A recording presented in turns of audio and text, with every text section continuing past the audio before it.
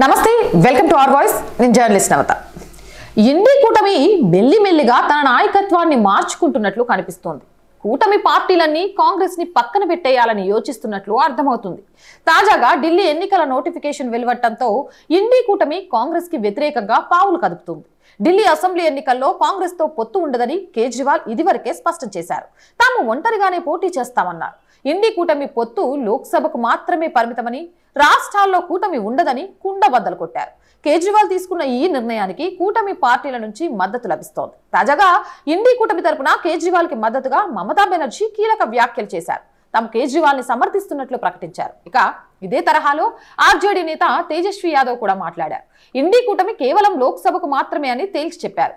Assembly ఎన్నికల్లో ఈ కూటమి ఉండదని చెప్పేశారు. కూటమిలో ఎంపీల పరంగా అతి పెద్ద పార్టీ అయిన అఖిలేష్ యాదవ్ కూడా కేజ్రీవాల్ కే తన మద్దతు అని తేల్చి చెప్పేశారు. దీంతో కాంగ్రెస్ పార్టీకి ఏం చేయాలో పాలుపోవడం లేదు. నిజానికి ఇండి కూటమి ఈ విధంగా చీలిపోవడానికి అనేక కారణాలున్నాయి. అందులో ముఖ్యమైనది మాత్రం కాంగ్రెస్ పార్టీ ఆధిపత్య ధోరణితో వ్యవహరించడమే అంటున్నారు విశ్లేషకులు. ఇటీవల జరిగిన పార్లమెంటు సమావేశాల సమయంలోనే ఇండి కూటమిలో చీలక స్పష్టంగా కనిపించింది. భారతీయ కంపెనీలకు అదానీ లంచమిచ్చాడని అమెరికన్ కోర్టు ఆరోపించడంతో ఈ అంశాన్ని ఆధారంగా చేసుకుని పార్లమెంటును స్తంభింపచేయాలని కాంగ్రెస్ భావించింది. అయితే ఈ విషయంలో కూటమి నాయకులు ఏకాభిప్రాయాన్ని వ్యక్తం చేయలేదు. అదానీ అంశం ఒక్కటే సమస్య కాదని, చర్చించాల్సినవి చాలానే ఉన్నాయని మమతా బెనర్జీ అన్నారు. ద్రవ్యోల్బణం, నిరుద్యోగం, నిధుల కొరత, మణిపూర్ అశాంతి వంటి 6 కీలక అంశాలను పార్లమెంట్లో లేవనెత్తాలని తాము భావిస్తున్నామని, అయితే కాంగ్రెస్ అదానీ అంశాన్ని మాత్రమే తెరపైకి తీసుకురావాలని భావిస్తుందని కుండబద్దలు కొట్టారు మమతా బెనర్జీ. ఇది ఎంత మాత్రము సమంజసం కాదని కూడా చెప్పారు. దీని కారణంగానే ఇండి కూటమి సమావేశానికి కూడా గైర్హాజరయ్యారు. ఇక అదే సమయంలో కూటమి నాయకత్వాన్ని మార్చాలనే యోచన మమతా బెనర్జీకి వచ్చింది. మమతా బెనర్జీ ఇండి కూటమికి నాయకత్వం వహించాలనే తన కోరికను వ్యక్తం చేశారు. మహారాష్ట్ర ఎన్నికల్లో మహావికాస్ అఘడి ఓటమి తర్వాత మమతా బెనర్జీ బెంగాల్ నుండే కూటమి బాధ్యతలు చేపట్టేందుకు సిద్ధమని ప్రకటించారు. ఇక ఇంటర్వ్యూలో మమతా బెనర్జీ ఇండి కూటమి సృష్టికర్త తానేనని, దానిని నిర్వహించాల్సిన బాధ్యత కూటమి నేతలపై ఉందన్నారు. కానీ వారు దానిని సమర్థవంతంగా నెరవేర్చలేకపోతే తానేమీ చేయగలనని ప్రశ్నించారు. దీదీ వ్యాఖ్యలను ఎస్పీ, శివసేన పార్టీలు సమర్థించాయి. కూటమి నాయకత్వానికి ఒకరే టేకేదారు కాదని, అవసరాన్ని బట్టి మార్చుతూ ఉంటేనే బాగుంటుందన్నారు.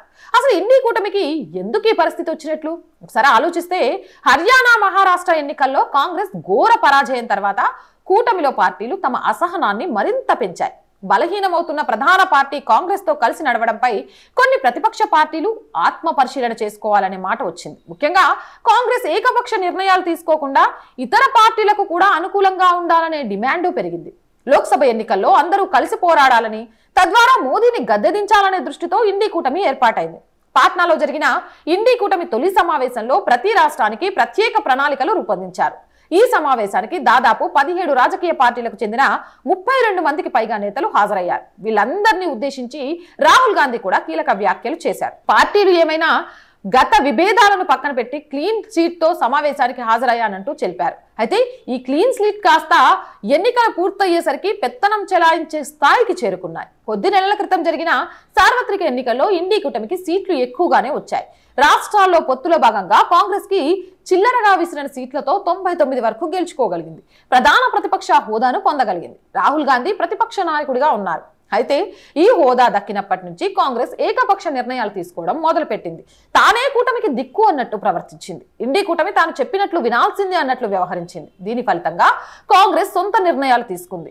ఏ అంశాలపై తాము పోరాడాలన్నది కూటమి నేతలతో చర్చించలేనే లేదు. దీంతో కాంగ్రెస్ ఏకపక్ష నిర్ణయాలపై కూటమిలో వ్యతిరేకత వ్యక్తమైంది. అందులోనూ కాంగ్రెస్ పార్టీని అలాగే వదిలేస్తే అది తమపైనే పెత్తనం చెలాయిస్తుందని కూటమి పార్టీలు భావించాయి. అందుకు సరైన సమయం కోసం వేచి చూశాయి.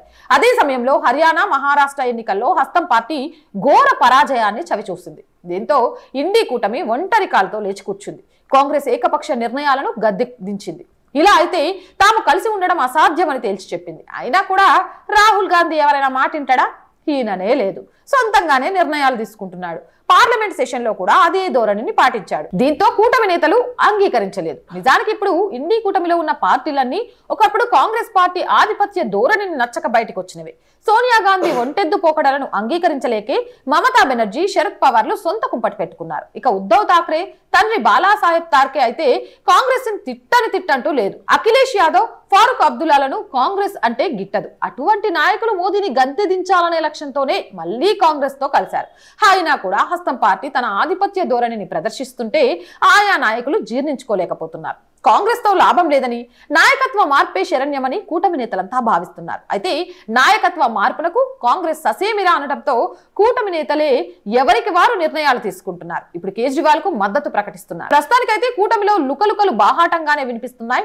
ఈ నేపథ్యంలో కూటమి నుంచి నాయకత్వాన్ని మార్చేందుకు నేతలు ప్రయత్నాలు చేస్తారా? ఒకవేళ అదే చేస్తే కాంగ్రెస్ కూటమిలో ఉంటుందా, వైదొలుగుతుందా అనే విషయాల్ని వేచి చూడాల్సిన అంశం ఎంతైనా ఉంది. ఒకవేళ కాంగ్రెస్ వైదొలిగితే థర్డ్ ఫ్రంట్ వస్తుందా? కేసీఆర్ కూడా ఫామ్ హౌస్ లో ఉండి పాచికలను కదుపుతున్నాడా? మారిస్తే థర్డ్ ఫ్రంట్ ఎవరి చేతిలోకి వచ్చే అవకాశం ఉంటుంది? కాంగ్రెస్ పరిస్థితి ఏంటి? జాతీయ పార్టీ రానున్న ఎన్నికల్లో అసలు మిగులుతుందా లేదా? మీ అభిప్రాయం ఏంటి? కామెంట్ సెక్షన్ లో పెట్టేయండి. మోర్ వీడియోస్ కోసం ఛానల్ వెంటనే సబ్స్క్రైబ్ చేయండి. వీడియో నచ్చి కంటెంట్ బాగుంది అనుకుంటే లైక్ చేయండి, షేర్ చేయండి. అండ్ అలాగే ఆర్థికంగా ఆర్ వాయిస్ ఛానల్కి మీ అందరి చేయుత చాలా అవసరం. ఆర్థికంగా బలంగా ఉంటే ఇంకా మంచి కంటెంట్ని ఇంకా త్వరితగతిన ఇంకా మేము చేయాలనుకున్న కొన్ని చేయొచ్చు. సో ఆర్థికంగా ఈ ఛానల్ని నిలబెట్టే బాధ్యత మీ అందరి మీద కూడా ఉంది. సపోర్ట్ చేయండి. ఆర్థికంగా చేతను అందించడానికి సబ్స్క్రిప్షన్ పక్కనే జాయిన్ అనే బటన్ ఉంటుంది. 1 to 5 లెవెల్స్ ఉంటాయి. ఏదో ఒక లెవెల్లో సపోర్ట్ చేయండి. అలాగే స్క్రీన్ మీద గూగుల్ పే, ఫోన్పేతో పాటు అకౌంట్ డీటెయిల్స్ ఉంటాయి. మీకు తోచిన సహాయం చేయడం ద్వారా ఈ ఛానల్ని నిలబెట్టాలి అనే మా కళకు సహకారం అందించిన వాళ్ళు అవుతారు. వ్యాపార ప్రకటన కోసం 8328500576 నెంబర్ని సంప్రదించండి. అలాగే ప్రజా సమస్య ఏదైనా మీ గొంతుకను మా గొంతుకగా వినిపిస్తాం. ప్రజా సమస్యలను 8328500576 నెంబర్కి వాట్సాప్ ద్వారా తెలియజేయండి. జై హింద్, జై భారత్.